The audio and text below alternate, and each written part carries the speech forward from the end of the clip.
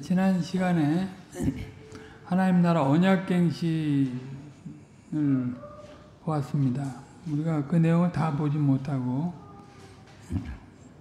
그 남은 내용들이 있는데 오늘은 앞에 내용을 조금 다시 복습하고 나머지 내용들을 보도록 하겠습니다.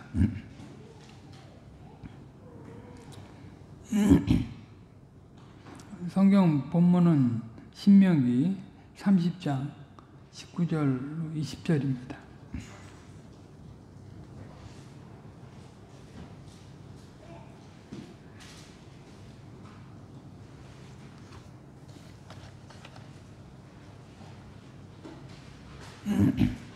내가 오늘날 천지를 불러서 너희에게 증거를 삼노라. 내가 생명과 사망과 복과 저주를 내 앞에 두었은지요. 너와 네 자손이 살기 위하여 생명을 택하고 내 하나님 여호와를 사랑하고 그 말씀을 순종하며 또 그에게 부종하라. 그는 내 생명이시요 내 장수시니 여호와께서 내 열조 아브라함과 이삭과 야곱에게 주리라고 맹세하신 땅에 내가 거하리라.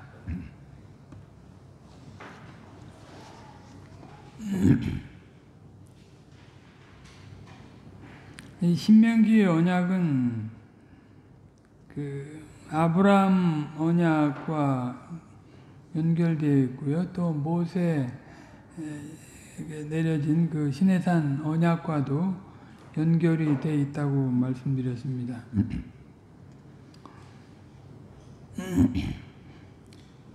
그 언약의 내용이 이제 점차 확산돼 나가면서 계시가 진전돼 나가는 것이지만 그렇다고 다른 언약들은 아니고요. 언약의 원리들은 다 같고 그들이 이제 새로운 땅에 들어가서 누려야 할 특수한 환경들이 주어져 있기 때문에 이전과는 다른 부분들이 또 나타나 있습니다.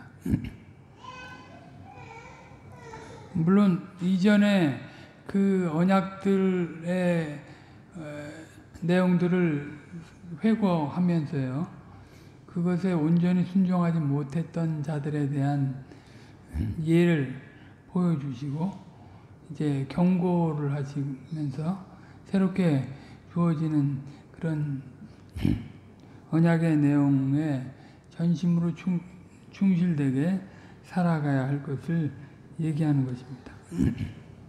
이 신명기 이 말씀을 모압 평지에서 이제 받게 된다고 그랬는데요. 그 이제 가나안 탐지 이후에 약 한 38년간의 세월을 죽기 위한 삶을 살았다고 했지 않습니까? 저들이 이 탐지한 날수 40일을 하루에 1년씩 잡아서 저들이 40년, 그러니까 앞에 뭐 이제 보낸 연수까지 포함해가지고 40년 세월을 죽기 위한 삶을 살게 됩니다. 그래서 이제 그 신진대사가 광야에서 이스라엘 백성들이 다 이스라엘 백성들에게 이루어졌지요. 저들이 들어가지 못한다고 하던 20세 이하 어린 아이들, 그리고 또 이제 부녀들이 그 들어갈 수 있게 됩니다. 그리고 물론 그 1세대 중에 여호수아하고 갈렙은 그 가나안에 들어가게 되지요. 그런 과정의 내용들을 쭉 우리가 살폈습니다. 그리고 이 신명기 언약이 주어지기 이전에도 그 가데스 바네아에서 이 모압 평지에 오기까지 과정 속에서도 주님의 그 살아계심과 주님의 돌보심을 분명하게 경험하게 했고요. 그래서 그들이 얼마든지 그 말씀들을 믿고 따라올 수 있는 환경을 다 만들어 주셨습니다. 그 마치 출애굽 이후에, 홍해 사건 이후에 시내산까지 오기까지 과정 속에서 이스라엘 사람들이 이제 그 언약의 율법을 받기 이전에 그와 유사한 것들을 그 기간 동안에 경험하면서 그것을 얼마든지 받고 누릴 수 있도록 한 것과 같은 것이에요. 그렇게 그런 배려를 또 그 신진대사가 이루어지는 과정 가운데 베풀어 준 것입니다.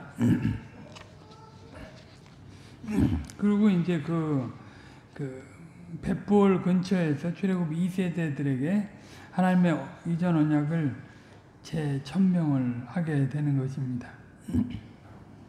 저들이 하나님의 특별한 소유로서 이전에 언약과 어떤 관계가 있고 그동안 그들에게 있었던 잘못된 점이 무엇이고 그러나 그렇다 할지라도 하나님의 신실하심은 계속되어 나간다 하는 사실을 밝히고 하나님의 인내하시는 동안에 저들이 하나님이 요구하시는 위치로 올라서야 한다고 하는 내용을 보여주는 것입니다.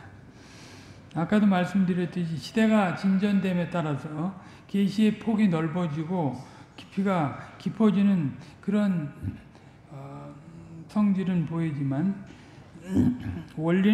언약의 원리는 같은 것입니다. 2세대 이스라엘이 이제 가나안에 들어가서 하나님의 나라를 건설해야 될 것인데 이전에 세대가 실수한 것들을 반복해서는 안 될 것이고요.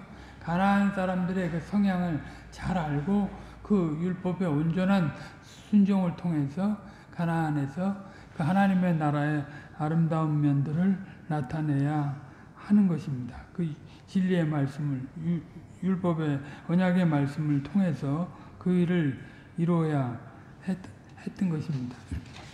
그런 내용들을 가르쳐 주기 위해서 신명기가 이제 세계 설교로 이루어졌다고 말씀드렸죠. 첫 번째 강설은 뭐 1장 1절부터 4장 43절이라고 했고요. 여기에서는 역사적인 회고를 하고 하나님 사랑으로 택하심을 받은 이스라엘이 하나님의 말씀에 더욱 귀를 기울이고 순종해야 한다고 하는 호소가 나오고 있습니다. 그 이전 세대가 불순종해서 멸망했고 그것이 이 세대들에게 어떤 의미를 주는 것인가 하는 것을 깨우치면서 이제 저들이 하나님의 신실하심에 의지해서 돌이킨다면 아주 소망이 있다 하는 것을 알려준 내용입니다. 그리고 두 번째 강설은 4장 44절부터 28장 68절까지라고 했습니다. 여기서는 이제 십계명의 내용을 재언급하고요. 약속의 땅에서 체계 변화를 고려한 율법의 세부적인 그런 규정과 해석, 그리고 언약의 규정에 순종했을 때 받는 그 축복과 불순종했을 때 어떤 엄중한 결과가 있는 것인가를 나타냅니다. 이전의 언약을 자기의 것으로 받으면서 더 부과되어 주어지는 언약 규정에 순종함으로써 그 언약의 지위를 계속 누려가라고 모세는 제2세대들에게 아주 강조해서 말씀하고 있는 것입니다. 하나님의 그 의를 어떤 관계성 속에서 어떻게 구체화해서 나타내고 나가야 하는가를 이 부분에서 보여주고 있습니다. 그리고 세 번째 강설은 이제 29장 1절부터 30장 20절까지인데 언약 준수에 대한 권고와 생명의 길을 선택해야 할 것을 말씀합니다. 신약에도 이따가 뭐 히브리서 내용을 좀 볼 것인데 신약의 기자들도 그 이전 옛 언약과 새 언약 그것을 대조하면서 또 옛 언약 시에 불순종한 사람들이 어떤 심판을 받았고 새 언약 하에서 어떤 그 순종을 해서 그들이 그 새롭게 된 존재들로서 어떻게 축복을 받아 살아갈 수 있는가 그것을 제시합니다. 물론 그 안에는 이제 그리스도께서 얼마나 그 약속의 실체이신 그리스도께서 얼마나 뛰어나신 분이신가 하는 것을 뭐 천사와 비교해서 모세와 비교해서 또 여호수아의 내용하고도 조금 비교를 하는데요. 그리고 대제사장보다 하고 비교해가지고 그것을 중간중간 얘기하면서 그리스도께서 그 고난을 통해서 그 중보의 사역을 완전하게 이루셨다 하는 것을 제시하면서 이제 너희가 그걸 받았으니까 그것을 바라보면서 그 생활 속에서 그 온전한 그를 따르는 삶을 믿음의 삶을 살아가야 된다라고 하는 것을 얘기합니다. 그리고 믿음에 대한 예를 보여주고 직접적으로 뭐 사회 속에서 또 개인 생활 속에서 또 하나님 앞에서의 생활 속에서 어떻게 살아가야 될 것인가를 구체적으로 제시해 줘요. 그러니까 그런 이런 하나님의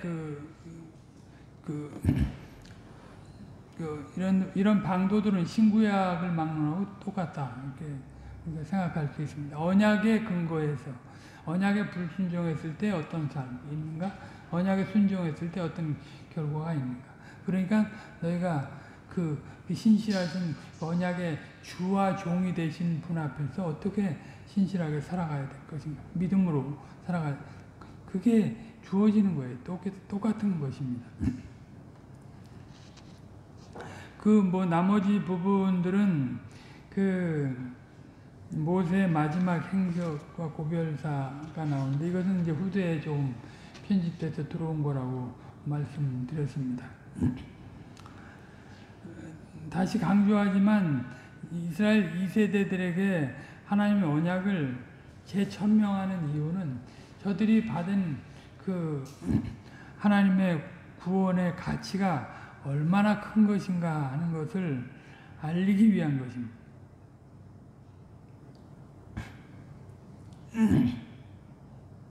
하나님의 구원의 그 가치와 그 영광을 알아야 하나님을 온전히 찬양할 수 있고 되고 찬양하게 되고 하나님을 온전히 사랑하게 되고 하나님의 말씀을 듣게 되고 하나님이 목표하신 일에 자신을 다 들여갈 수 있게 되는 거죠.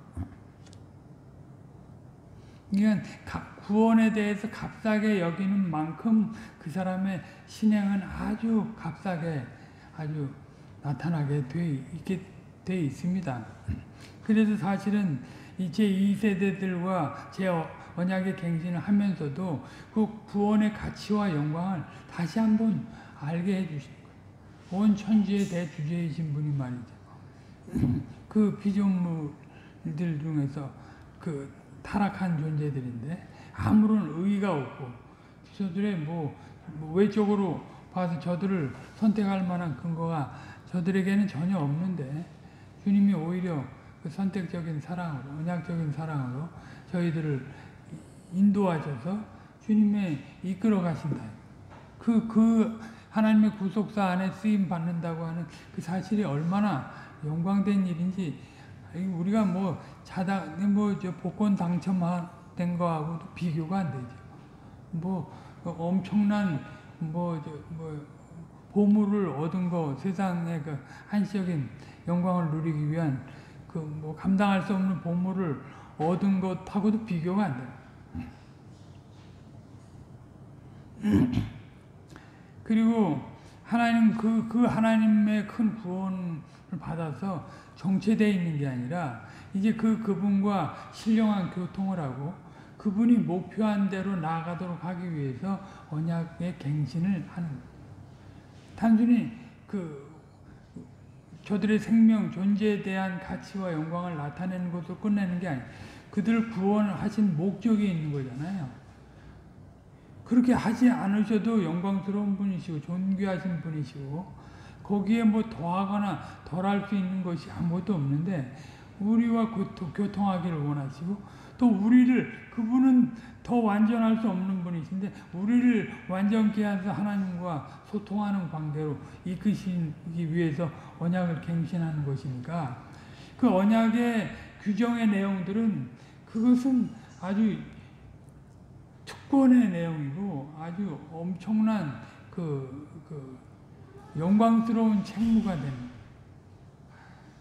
그걸 누구한테 미루거나 타인한테 양보할 수 있는 게 아니에요.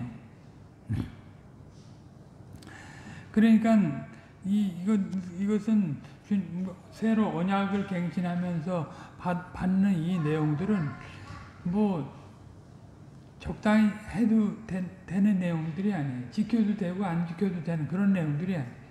그 말씀들은 반드시 지켜야 될 내용들이에요.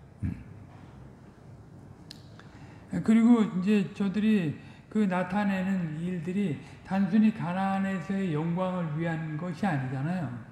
그들의 일은 그리스도 안에서 완전히 회복될 그 나라를 표상적으로, 그림자적으로, 예언적으로, 모형적으로, 예표적으로 나타내야 될 그런 존재들이다.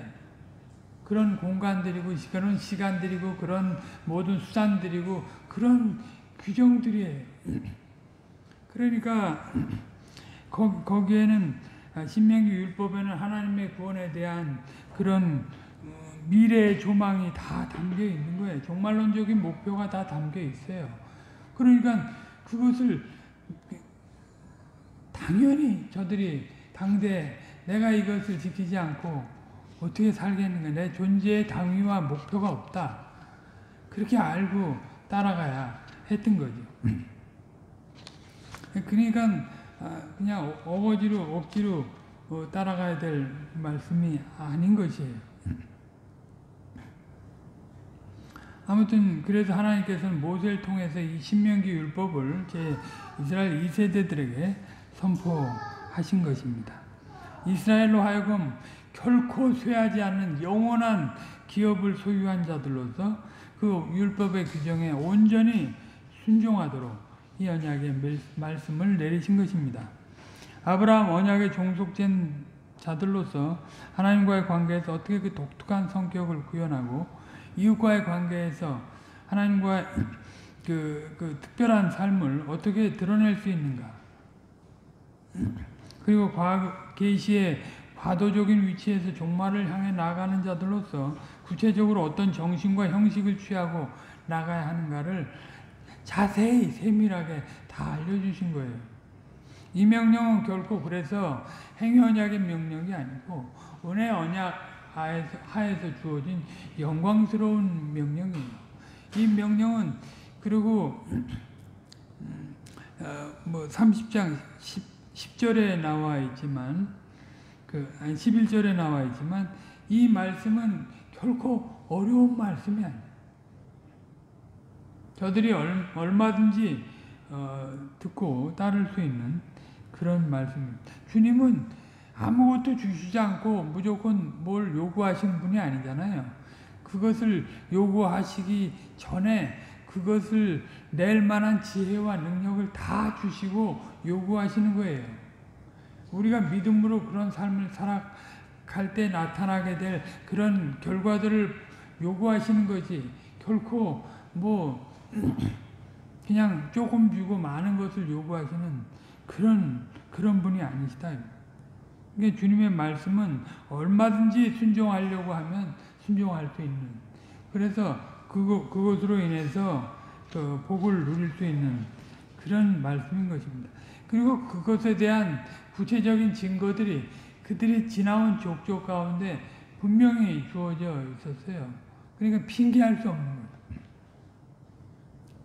거예요. 열재앙에서 보호를 받은 것, 홍해의 이정, 반석에서 물이 난 것, 또 만나를 내린 것, 아말렉과의 전쟁에서 승리한 것, 시내산에서 하나님의 임재를 경험하고 말이죠. 성막을 짓게 하시고 주님이 또 영광 가운데 함께 하셨잖아요.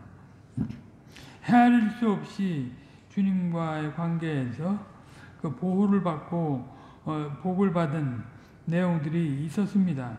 그러니까 얼마든지 그 언약을 이행할 수 있는 그런 말씀이었던 것입니다.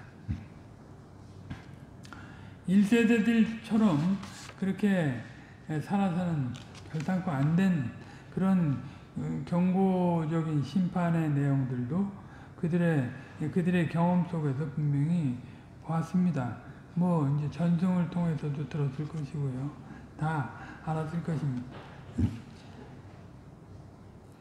주님은 아주 세밀하게 그들이 어떻게 시작해서 어떻게 진행하고 어떻게 완성할 수 있을 것인가 하는 것을 다 알려주시고 따라오게 하신 것입니다. 그러니까 이스라엘 백성으로서는 아주 목숨을 다해, 마음을 다하고 목숨을 다하고 성품을 다하고 뜻을 다해서 따라야 할 말씀이 되었던 거죠. 그리고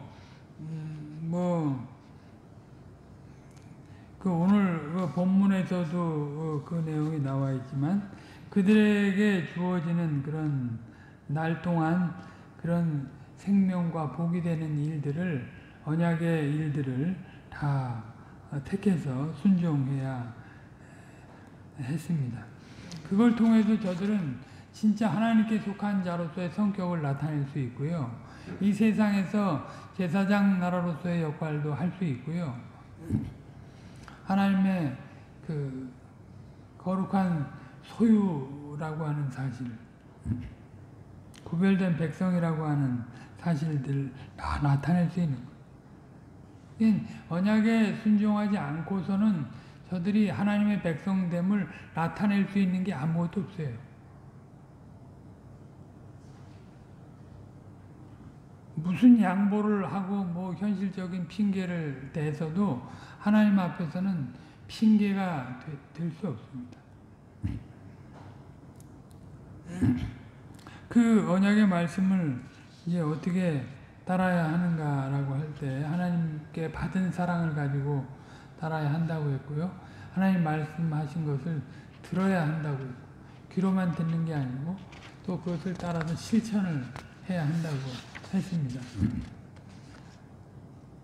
그러면 하나님께서 이제 예비하신 아주 복을 충만하게 누리게 될 것입니다. 그러나 불순종하게 된다면 어떻게 될 것인가?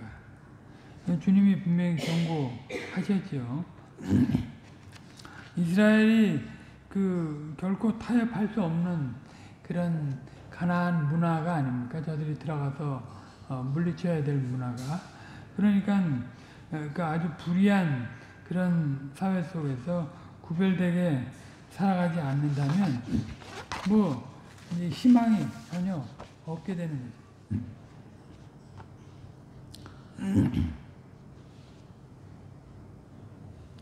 이스라엘의 언약의 본질적인 성격을 이해하지 못하고 그 규정을 기피하거나 불순종하게 된다면 가나안 안에서 하나님의 문화를 건설하기는커녕 즉시로 가나안 문화에 동화되고 말 것입니다.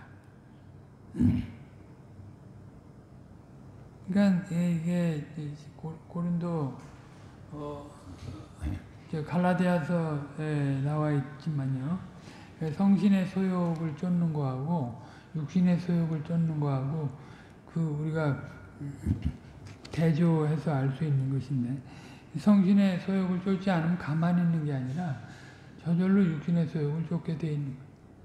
그러니까 능동적으로, 적극적으로, 역동적으로 하나님의 계명을 순종해서 그 나라와 의를 구하려고 하지 않으면 그 사람은 이제 점차 세상에 잠식돼 가지고 세상 문화에 끌려 들어가서 결국은 헤어날 수 없는 지경에 들어가게 됩니다. 그것을 우리가 이제 이스라엘 역사 가운데 분명히 확인하게 되는 것입니다. 지난 시간에는 여기까지 봤는데요. 그 이후의 내용에 대해서 나머지 또 보도록 하겠습니다. 실제로 이스라엘은 가나안에서 하나님의 언약의 국가로서의 사명을 제대로 이행하지 못합니다.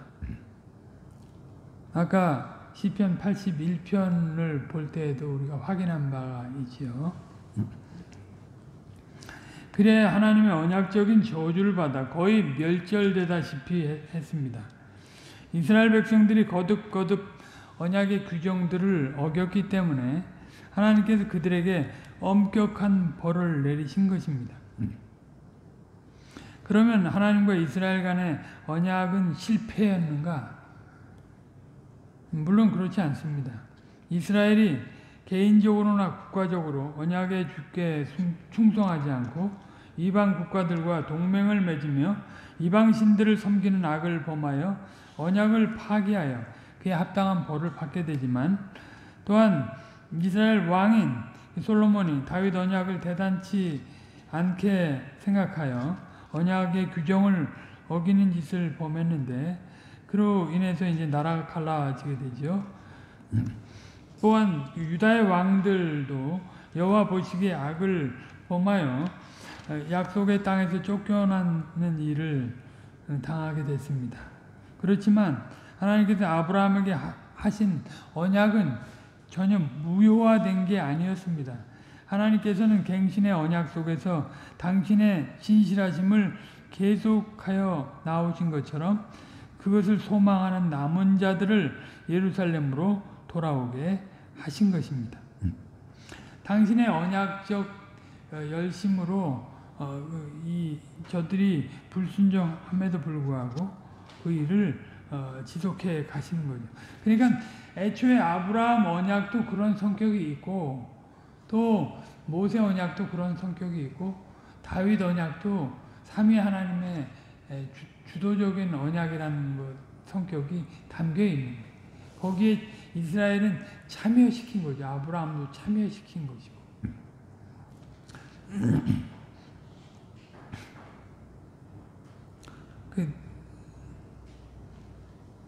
하나님께서 저들의 체질을 아시고 말이죠. 선택하셔서 인도에 가시는데, 그 가운데 이제 남은 자들을 위해서 이렇게 언약적 열심을 계속 이루어 가시는 것입니다. 소수의 남은 자들이 하나님께 대해 언약적인 충성을 보이는 것을 또 일부 쓰셔서 당신의 신실하심을 계속해 나아가시는 것입니다. 그리고 깨어질 수 없는 완전한 언약적인 이행을 예고하신 대로 그리스도 안에서 다 성취하셨습니다. 예레미야 새 언약도 그렇고 에스겔의 그 새 언약의 내용도 그렇죠. 예레미야 31장과 또 에스겔서 36장에 나오는 그 새 언약의 내용이 약간 차이가 있긴 하지만, 하나님께서 각 계시의 내용 중에 특징적인 것들을 강조하면서 그렇게 일을 이루어 가신 것입니다. 에스겔의 언약, 새 언약에서는 이제 성신이 약속되는 것이 있고, 그 예레미야 언약에서는 죄사함이 강조돼 나타나 있어요.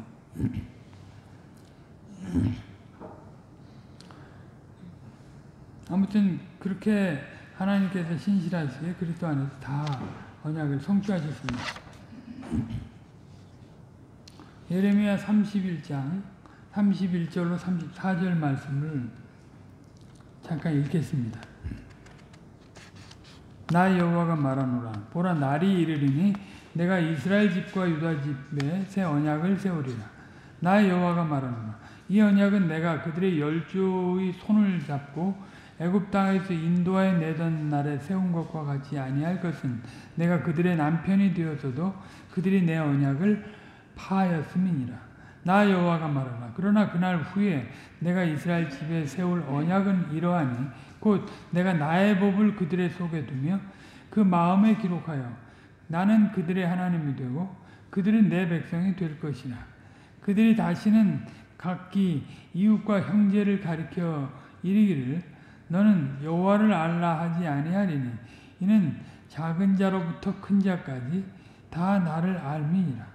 내가 그들의 죄악을 사하고 다시는 그 죄를 기억지 아니하리라. 여호와의 말이니라.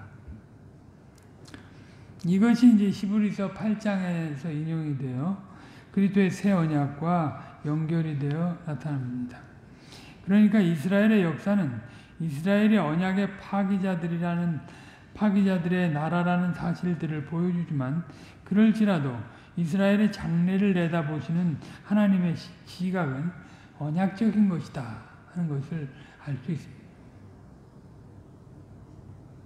여기서 우리는 무엇을 알 수 있습니까? 하나님께서는 언약갱신의 일을 통하여 심의하지만 당신의 언약적인 일하심의 성격을 더욱 분명하게 드러내고 나아가신다 하는 것입니다. 당신은 언약의 그 신실하심을 결코 잊지 않고 계시며 그것을 바라보고 따르는 남은 자들을 통하여 그것을 계속해 나아가신다는 것을 보이시는 것입니다. 그러니까 하나님께서는 이스라엘의 체질을 아시면서도 그들을 향한 경륜을 완성하시기 위하여 이러한 언약의 규정과 특성들을 보이시고 그에 따른 언약식을 비준하시는 것입니다. 결코 되지도 않을 일들을 내다보시면서 무모하게 당신의 일을 끌고 나가신 것이 아니라 구체적인 하늘의 지혜를 가지고 이렇게 구속 계시의 역사를, 언약의 역사를 펼쳐 가신 것입니다. 그리스도께서는 이 세상에 오셔서 아브라함의 언약과 다윗의 언약뿐만 아니라 모세의 언약도 다 성취하셨습니다. 율법 아래 오셔서 율법의 책무들을 다 이행하시고 완성하셨습니다. 할례도 받으시고 성전에 드려졌으며 유월절을 다 지키셨습니다. 결코 율법의 요구를 회피함이 없이 이스라엘 사람으로 해야 할 일들을 다 순종하셨습니다. 물론 이것은 구속사 안에서 제한된 의미의 율법의 이행이긴 하지만 그것들을 하나도 빠지지 않게 다 완전하게 지키셨습니다. 언약의 주이시지만 언약의 종으로서 그것을 다 성취하신 것입니다. 이 세상에 어느 누구도 완전하게 율법의 요구에 부응할 수 없다는 것을 다 아시고 그 요구를 자신이 담당하기 위해 그렇게 하셨습니다.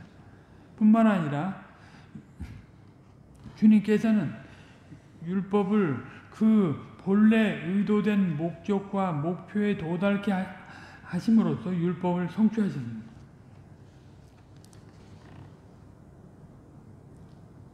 그 히브리서에서도 그 대제사장의 계보를 주시고 또 별다른 그 사람 제사장의 계보가 아닌 멜기세덱의 대제사장의 계보를 예비하시고 그것을 이루시는 분으로 그 말씀하시지 않습니까? 그러니까 율법의 구속사 안에서 율법의 그 한계, 율법의 한계를 아시고 이제 율법의 용도를 구속사 안에서 아시고 그리스도 안에서 약속을 믿는 믿음의 일들을 예비하시고 그것을 믿고 따라 나올 수 있게 하신 거죠. 그러니까 구약의 성도들도 그 희미한 계시의 빛 아래에서 그 믿음으로 그것을 바라본 것이에요. 하나님의 그 언약적인 열심과 성취를 바라본 거예요. 아브라함은 이삭을 통해서 바라보고 사라도 이삭을 통해서 바라본 것이고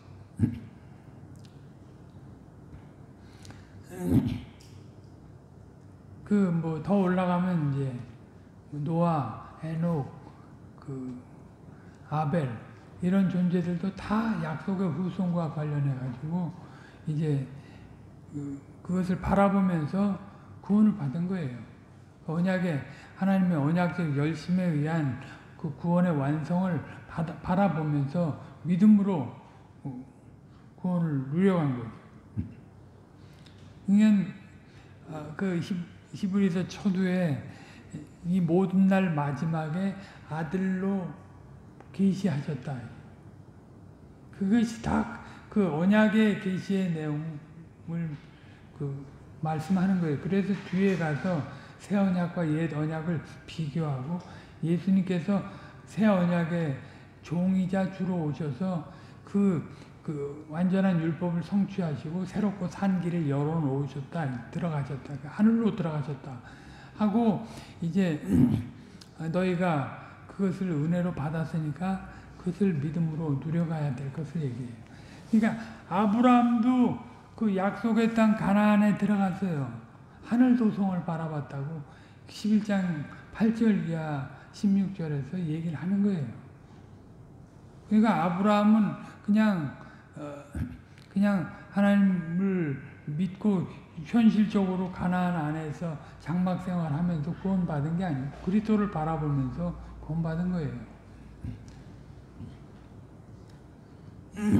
그러니까 그들이 받은 계명의 한계를 알고 계명의 궁극적인 그 일들이 무엇인가를 믿음으로 바라보고 하나님이 다 이루실 것을 내다보고 그 구원을 받은 거죠. 그 희미한 계시의 빛 아래에서 저들은 목숨을 다 내놓는 삶을 살았습니다. 근데 우리는 이제는 육의 신비가 아닌 외적인 그 돌비가 아닌 육의 신비에 그걸 받았고 그 능력을 그 성신으로 소유하게 됐어요. 그 실체 안에 있는 존재들인데 우리가 하나님의 궁극적인 다시 오셔서 우리에게 그 가져오실 그 하늘 도성을 말이죠. 그걸 얼마든지 믿음으로 바라보고 살게 되는데 그걸 그 잊고 세상에 눌려서 살아갈 수 있겠냐. 이게 말이 안 되는 거예요. 그래서 그 주님이 베드로전서 4장 12절 13절에 있지만 그리스도의 남은 고난을 너희 육체에 채우라고 거기에 참여한 자로서 그걸 채우라고 요구하는 것이에요. 그것이 영광이. 그래서 히브리서에도 그 징계로 말미암는 고난을 얘기하는데 그 고난이 우리에게는 영광이에요. 고난이 없으면 시편에도 나오지만 우리가 하나님을 알지 못하고 유익을 얻지 못해요. 그러니까 고난이 없는 게 이상한 거죠.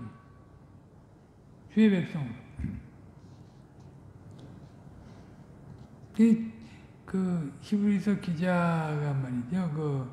그 히브리서 내용을 쓸 때는 로마의 그 박해가 시작돼 가지고 이제 언제 잡혀서 십자가 형포를 달지 또 사자굴이 들어가게 될지 언제 불에 태워 죽여질지 모르는 상황이 그 속에서 그 얘기를 한 거예요. 그러니까 우리가 몸 조금 아프다고 조금 환경이 나쁘다고 조금 전쟁이 일어난다고 흔들릴 믿음을 가진 존재가 아니에요.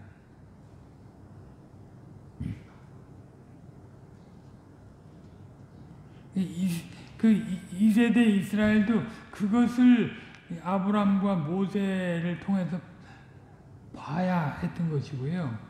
그 율법의 순종을 통해서 또 그리스도를 내다보는 삶을 살아가야 했던 거죠.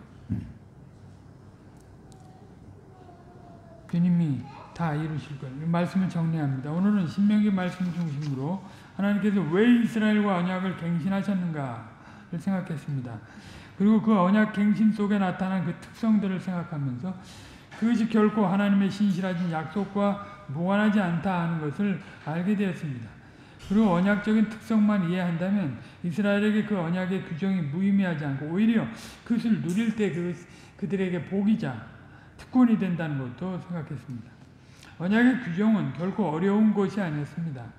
그 하나님의 약속에 종속된 그리고 종말론적인 성격이 함의된 것을 유의하면 그것을 얼마든지 따라 순종할 수 있었습니다. 속죄와 은혜의 성격을 그 언약에서 발견한다면 하나님이 쓰시는 그 시대의 도구로서 얼마든지 역동적으로 힘있게 살아갈 수 있었습니다.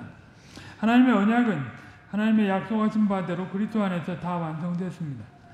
더 이상 가시적인 의미의 율법적인 요구는 없습니다. 그러나 그렇다고 해도 율법은 그리스도 안에서 여전히 계속되는 것입니다. 그러니까 그리스도 안에서 율법이 폐해진 게 아니에요. 그리스도 안에서 더 완전해진 거예요. 산상수훈의 말씀이 율법을 더 강화하는 말씀이지 율법을 폐하는 말씀이 아니에요. 제도적이고 의식적인 것은 폐해졌지만 선행과 의의 지침은 반드시 필요한 것입니다. 하나님 나라의 법으로서 하나님께 대한 예배의 원리나 이웃 공동체들에 대한 의의 원칙이 그 안에 다 들어있습니다. 우리는 언약의 주의자 종이신 그리스도를 생각하면서 이 시대에 그분의 권위를 인정하고 올바르게 표현하는 것이 어떤 것인지를 수고해야 할 것입니다. 우리에게 주어진 질서 속에서 믿는 이들의 기업이 무엇인지 생각하고 믿는 이들이 다스림을 받아야 할 내용이 무엇인지를 생각하며 그것을 순종해야 할 것입니다. 누구에게 보이기 위해서 뭐 예배 드리는 게 아니고요. 누구에게 보이기 위해서 동정을 베푸는 게 아니에요. 가장 좋은 것을 줘도 아깝지 않은 이웃 아니에요? 왜냐하면 그리스도의 생명을 동일하게 나누어 받았어요. 육신의 생명을 나누어 받은 자하고도 아낌없이 나누는데 우리가 영원한 그 그리스도의 그 생명의 피를 같이 나눠 받은 자들로서 왜 계산을 하고 이게 왜 주저를 합니까? 이게 참 비참한 거예요. 그리고 구원을 안다고 하는 것은 율법을 이룬다고 율법의 완성을 이루는 삶을 산다고 하는 것은 다 거짓말입니다. 그게 거짓말이에요. 그러니까 속으로는 탐심을 여전히 가지고 있고 입으로는 잘 믿는 것처럼 포장하는 거 완전히 거짓말이죠. 이거 위선이에요. 우리는 진짜 마음을 다해서 이웃을 하루라도, 한 시간이라도 진짜 성신을 의지해서 그렇게 살아야 됩니다. 그것을 위해서 우리가 이 땅에 존재하는 거거든요. 그 관계성 속에서 의의를 나타내야 주님이 우리를 구원하신 목적이 이루어지는 거잖아요. 내 입에 뭐 더 좋은 게 들어가고 내가 더 좋은 거 가져야만 직성이 풀립니다. 이게 구원받은 사람이라고 할 수가 없어요. 그리스도 안에 도래한 하나님 나라 백성으로 우리가 소속된 사회 속에서 선택과 부르심을 어떻게 굳게 하고 살아갈 수 있는가? 그것은 하나님 사랑과 이웃 사랑으로 되는 거예요. 결코 그것은 어려운 게 아닙니다. 주님이 다 본을 보이신 쉬운 몸입니다. 주님이 지혜를 주시고 성신을 주셨잖아요. 그걸 할 수 있도록. 주께서 누리게 하신 일들을 하나씩 믿음으로 증언하면서 그 궁극적인 완성을 바라보는 삶을 살아가야 될 것이죠. 그래야 하늘 도성 여기서 이제 이방인과 나그네로서 살아가는 것과 같은 거죠. 여기서 그 구걸해서 배부른 사람들한테 또 구걸해가지고 뭐 얻어먹으려고 하면 하나님의 자식들이 말이에요. 김홍전 목사님이 그 얘기했어요. 중생자의 생활에서. 구걸해서 배부른 사람들한테 또 구걸해가지고 자기 배를 불리는 사람. 그런 사람들을 하나님이 얼마나 통탄하게 여기에 하나님 나라의 귀한 자식들이 말이에요. 이게 자존심도 없는 거죠. 추하기가 이를 때가 세상 문화에 타협합니다. 그러면 죽기 위한 삶을 살아가는 거예요. 명목으로는 하나님의 백성이라고 하고.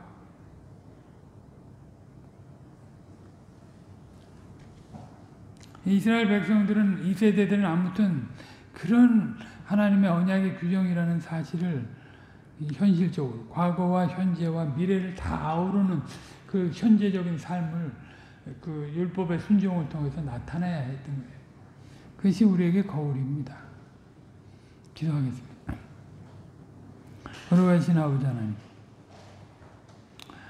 주님께서는 광야에서 제 2세대들을 상대로 또 언약의 갱신의 일을 이루십니다.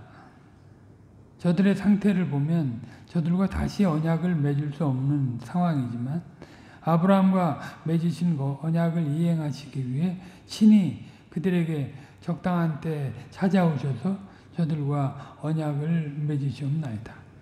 그리고 저들이 가나안에 들어가서 나타내야 될 그 하나님 나라의 성격을 어떻게 나타낼 것인가 하는 것을 언약의 말씀으로 분명하게 규정해 주셨사옵나이다. 이제 믿음이 있는 사람들이라면 그 언약을 따라서 살아서 진정 하나님의 언약 백성으로서 하나님의 이름을 높이고 하나님의 나라를 드러낼 수 있게 될 것이옵나이다. 만일 하나님의 언약 이행을 소홀히 여기고 함부로 하고 세상에 가나안의 문화에 기웃거리는 삶을 살아가게 된다면 그들은 이제 하나님의 언약적인 복은커녕 저주를 받아 오히려 더 추하게 심판당하고 말 것이 없나이다. 이런 일들은 우리에게 그리스도 안에서 살아가는 우리에게 참으로 거울이 되는 줄 아옵나이다.